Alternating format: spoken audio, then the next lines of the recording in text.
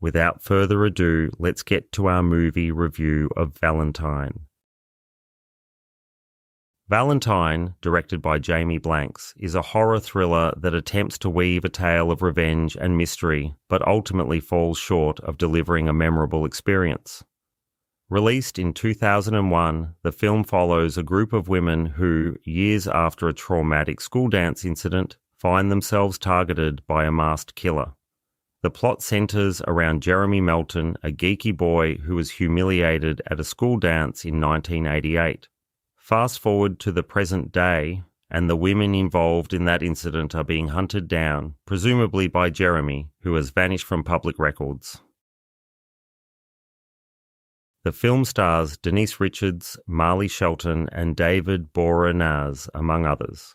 Despite the promising cast, the performances are largely forgettable, with the characters often reduced to stereotypes.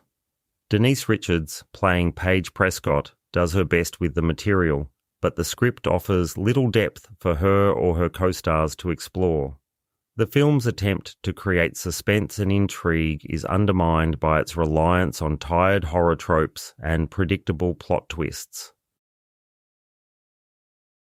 Valentine struggles to find its identity, caught between the slasher films of the 1980s and the self-aware horror of the late 1990s. It borrows heavily from its predecessors, particularly the Scream franchise, but fails to inject any fresh ideas or genuine scares. The film's attempts at humour and irony fall flat, leaving the audience with a sense of déjà vu rather than excitement. The movie's pacing is uneven, with long stretches of dialogue and character interactions that do little to advance the plot or develop the characters. The kills, a staple of the slasher genre, lack creativity and impact, often feeling like an afterthought rather than a central element of the story. The film's R rating suggests a level of violence and intensity that is never fully realised on screen.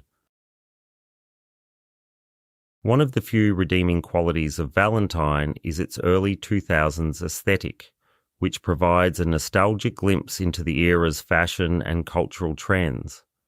However, this is not enough to save the film from its shortcomings. The mystery surrounding the killer's identity is poorly executed, with the final reveal lacking the shock or satisfaction that a well-crafted thriller should deliver. In summary, Valentine is a film that fails to capitalize on its potential. It is a by-the-numbers slasher that offers little in the way of innovation or excitement. While it may hold some appeal for fans of early 2000s horror, it is unlikely to leave a lasting impression on most viewers.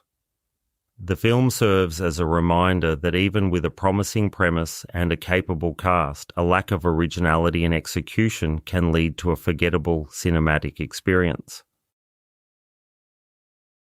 And that concludes my review of Valentine, and I'm giving it 2 stars out of 5.